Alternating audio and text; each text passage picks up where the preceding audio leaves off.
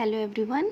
आज हम कक्षा 7 के कठपुतली नामक कविता का अध्ययन करेंगे।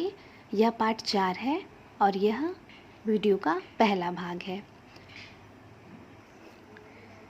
इस कविता के कवि हैं श्री भवानी प्रसाद मिश्र जी। जैसा कि हमें शीर्षक से पता चलता है कि यह कविता किसके बारे में है, कठपुतली के बारे में है। आप सबने कठपुतली देखी होगी। कठपुतली का प्रोग्राम, कठपुतली का खेल भी आपने देखा होगा। यह बहुत प्राचीन लोक कला है जो कि हमारे देश में कई सालों से चली आ रही है। यह विदेशों में भी खूब प्रचलित है और भारत में भी यह बहुत ज़्यादा पसंद की जाती है।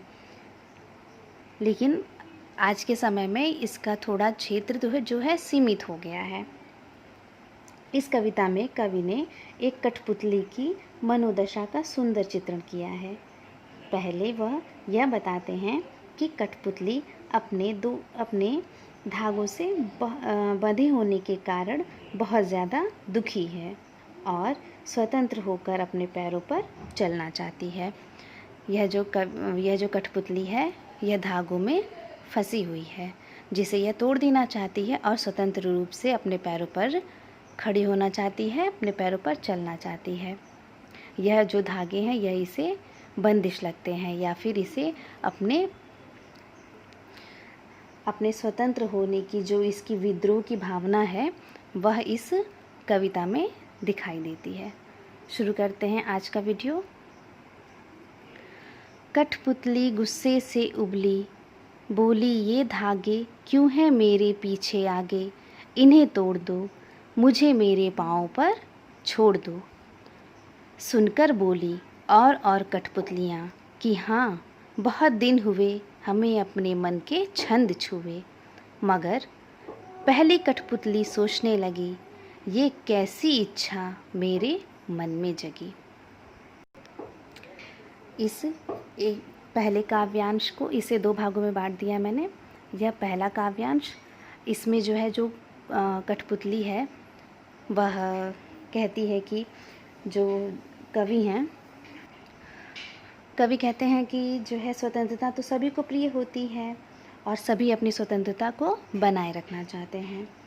और ऐसी ही भावना के साथ यह जो कठपुतली है वह जाग उठती है। उसके मन में ऐसी भावना कि मैं स्वतंत्र होना चाहती हूँ, इसके लिए उसने विद्रोह किया। और इसका अर्थ होगा कि धागों में बंधे रहकर दूसरों के इशारे पर नाचने वाली कठपुतली को अपनी स्वतंत्रता पर जो है बहुत ही अपनी स्वतंत्रता की जो मांग है वो करती है। तो जो कवि हैं वह कहते हैं कि कठपुतली को अपनी परतंत्रता देखकर बहुत क्रोध आता है। ठीक है, आज़ादी पाने के लिए वह विद्रोह कर देती है। वह कहती है उसे हर तरह से धागे में क्यों बांधा गया है। वह बंधन मुक्त होने के लिए ज़ोर देकर कहती है कि अपने बंधन की जो मेरे बंधन है, या वो कहती है कि जो उसके बंधन है वह तोड़ दिए जाएं और उसे अपनी मर्ज़ी से जीने दिया जाए।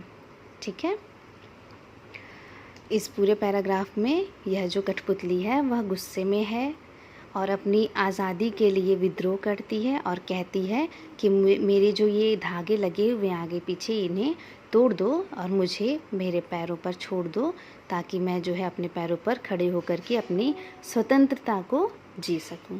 अगला, सुनकर बोली और कठपुतलियाँ कि हाँ, बहुत दिन हुए हमें अपने मन के छंद छुए। मगर पहली कठपुतली सोचने लगी, ये कैसी इच्छा मेरे मन में जगी।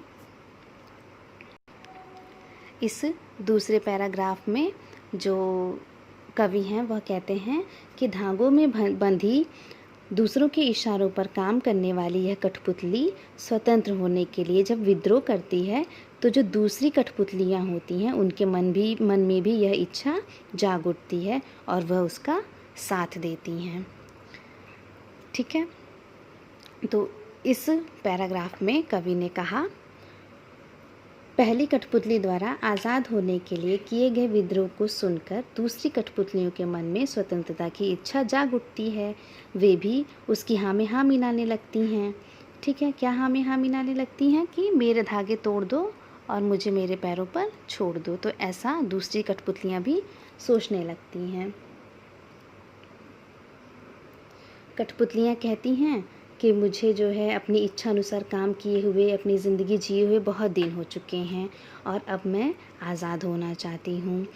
उसके बाद क्या होता है कि जब सब कठपुतलियों की स्वतंत्रता की ज़िम्मेदारी जब पहली कठपुतली महसूस करती है, तब वह यह सोचने लगती है कि क्या वह सबकी आज़ादी बनाए रख सकेगी।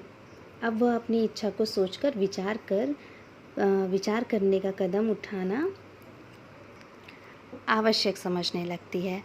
अर्थात कि यह जो कठपुतली है वह जो है ऐसा उसके मन में कैसे आ गया। ठीक है, तो वह सोचने लगती है कि ये मैंने क्या सोच लिया, और उसे जो है वह जो है सोचने लगती है कि अब मुझे सोच विचार करके इस इच्छा पर आगे कदम उठाना चाहिए या कहना चाहिए। कविता का सारांश इस प्रकार से होगा कि एक कठपुतली के मन में आज़ाद होने की इच्छा वह जो है जाग उठती है। वह पराधीनता का जो बंधन है वह उसे तोड़ने का विद्रोह करती है। अर्थात कि जो वह गुलाम है उसका विद्रोह करने लगती है कि मुझे छोड़ दिया जाए। वह अपने बंधन तोड़ देने और पैरों पर खड़े होने के लिए कहती है। उसकी बात अन्य कठपुतलियों को अच्छी लगती है।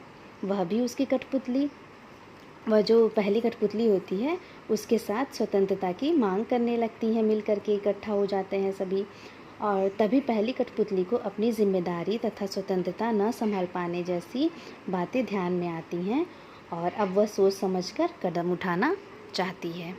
ठीक है, पाठ के कुछ शब्दार्थ हैं, जैसे कि गुस्से से उबली यानी कि बहुत क्रोधित हुई, पाँव पर छोड़ देना अर्थात कि आत्मनिर्भर होने देना, और मन के छंद छूना अर्थात कि मन की पुकार सुनना या स्वेच्छानुसार काम करना। कविता में कुछ विशेष बिंदु दिए गए हैं, जैसे कि गुस्से से उबलना तथा पाँव पर छोड़ देना। यह जो है यहाँ पर सुंदर मुहावरों का प्रयोग किया गया है, और जोश में होश गंवाए बिना कार्य करने का भी संदेश इसमें निहित है। यहाँ पर मन के छंद छूना, यह जो है यहाँ पर भी जो है सुंदर मुहावरे का प्रयोग किया गया है, अर्थात कि मन में जो इच्छा है उसका जगना। आपका होमवर्क आज का यह है कि आप इस कविता का यहाँ से लेकर के यहाँ तक का अर्थ संदर्भ सहित लिखिए, और यह जो प्रश्न दिए गए हैं पहला, दूसरा, तीसरा, इनका उत्तर लिखिए।